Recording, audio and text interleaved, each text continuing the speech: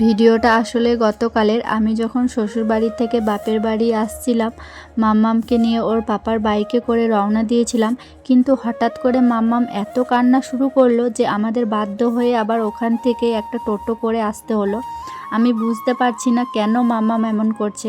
আগে তো বাইকে চড়তে খুব ভালোবাসতো, কিন্তু গত কয়েকদিন ধরে বাইকে উঠতে ভীষণ ভয় পাচ্ছে, তাই এখন টোটোতেই আসতে হচ্ছে। দেখো টোটোর মধ্যে এখন আমাকে কিভাবে জড়িয়ে ধরে বসে আছে। গাড়িতে উঠলেই কেন জানি না খুব ভয় পাচ্ছে। যাই হোক, আমরা পরে বাপের বাড়ি পৌঁছে গেছি, তারপর আর ভিডিও করতে পারিনি। এটা হচ্ছে দুপুরবেলার ভিডিও, কারণ আমরা সকালেই বেরিয়েছিলাম, তো তারপর এসে খাওয়া দাওয়া করেছিলাম।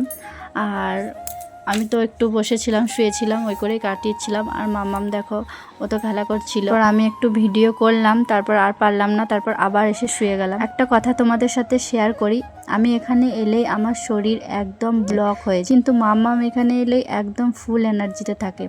আর আমার তার উল্টো অবস্থা, একদমই ভালো লাগে না, এনার্জি থাকে না, সব সময় যেন মনে হয় ঘুমায়, ঘুম ঘুম পায়।